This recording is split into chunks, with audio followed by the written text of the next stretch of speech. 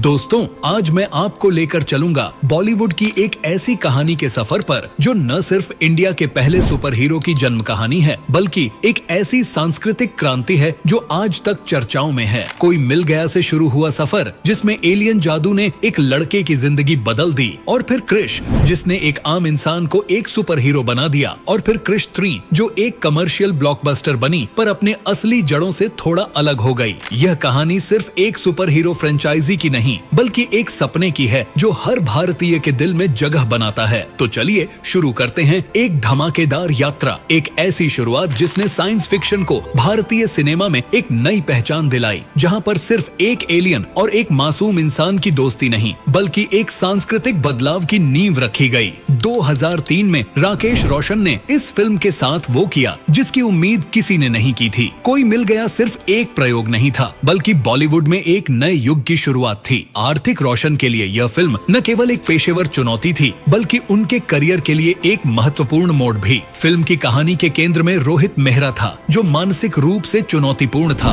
और जिसे हमेशा अपने परिवेश से संघर्ष करना पड़ता था। यह किरदार ऋतिक रोशन ने निभाया और इसके लिए उन्होंने अपने व्यक्तित्व को पूरी तरह बदल दिया। उनकी मासूमियत और भोलापन दर्शकों के दिलों में सीधे उतर गया। फिल्म में जादू का किरदार जो एक एलियन था, उसे एक खास तरह की तकनीक और भावनात्मक गहराई के साथ पेश किया गया। फिल्म ने सिर्फ बच्चों को नहीं बल्कि हर उम्र के दर्शकों को बांधे रखा। जादू का डिजाइन एक ऑस्ट्रेलियाई आर्टिस्ट के स्केचेस से लिया गया था और इसे एनिमेट्रॉनिक्स की मदद से जीवंत बनाया गया। एक ऐसा एलियन जो बोलता कम था लेकिन उसकी आंखें और हाव भाव सब कुछ कह जाती थीं। यह वो वक्त था जब बॉलीवुड में कोई भी साइंस फिक्शन फिल्म बनाना जोखिम भरा माना जाता था, लेकिन कोई मिल गया ने यह साबित कर दिया कि एक अच्छी कहानी, बेहतरीन निर्देशन और दमदार परफॉर्मेंस के साथ सब कुछ मुमकिन है। कोई मिल गया के बाद 2006 में क्रिश आई। इस बार कहानी रोहित के बेटे कृष्णा मेहरा पर केंद्रित थी। कृष्णा जो अपने पिता की दी हुई शक्तियों को विरासत में पाता है, वह एक सीधा साधा इंसान है जो अपने परिवार और अपने वादों के प्रति वफादार है, लेकिन जब परिस्थितियां उसे मजबूर करती हैं तो वह एक सुपर हीरो के रूप में सामने आता है। क्रिश के किरदार में ऋतिक रोशन ने जिस शारीरिक क्षमता और भावनात्मक गहराई का प्रदर्शन किया वह लाजवाब था। फिल्म का मास्क और ब्लैक कोट बहुत जल्दी एक प्रतीक बन गए। क्रिश सिर्फ एक सुपर हीरो नहीं था, वह भारतीय मूल्यों और भावनाओं का प्रतीक था। फिल्म के एक्शन सीक्वेंस और विशेष प्रभाव जो उस समय के लिए अत्यधिक उन्नत थे, ने दर्शकों को मंत्रमुग्ध कर दिया। क्रिश का जन्म एक दुर्घटना के दौरान होता है जब कृष्णा अपनी शक्तियों को छुपाने के बावजूद लोगों की मदद करने का निर्णय लेता है। फिल्म की कहानी में रोमांस, पारिवारिक ड्रामा और सुपर हीरो के कर्तव्यों का एक अनोखा मिश्रण था। डॉ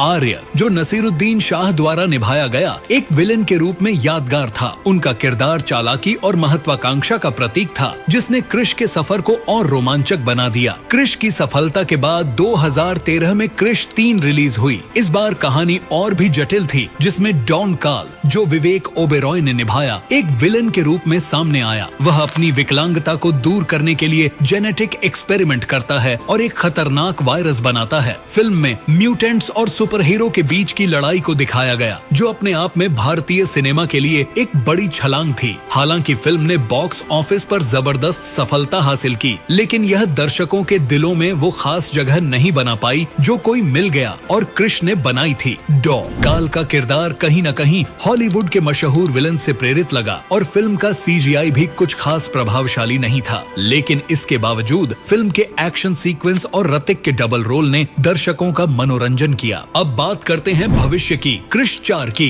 राकेश रोशन और ऋतिक रोशन इस फिल्म को लेकर बेहद उत्साहित हैं। अफवाहें हैं कि इस बार जादू की वापसी होगी जो इस फ्रेंचाइजी को फिर से नई ऊंचाइयों पर ले जा सकता है, लेकिन सबसे बड़ी चुनौती होगी उस इमोशनल कनेक्ट को वापस लाना जिसने इस फ्रेंचाइजी को दर्शकों के दिलों में खास जगह दी थी। क्रिश 4 के साथ उम्मीद है कि यह सिर्फ एक सुपर हीरो फिल्म नहीं होगी बल्कि एक ऐसी कहानी होगी जो नए दर्शकों को भी अपनी ओर आकर्षित करेगी। तो दोस्तों, आप क्या सोचते हैं? क्या क्रिश 4 इस फ्रेंचाइजी को फिर से नई बुलंदियों पर ले जा पाएगी? और क्या जादू की वापसी से हमें वही पुरानी यादें ताजा होंगी? अगर आपको यह वीडियो पसंद आया हो तो इसे लाइक करें, चैनल को सब्सक्राइब करें और अपने विचार नीचे कमेंट्स में जरूर लिखें, क्योंकि यह सिर्फ एक फिल्म की कहानी नहीं बल्कि हमारे दिलों में बसे एक सपने की दास्तान है। मिलते हैं अगले धमाकेदार एपिसोड में।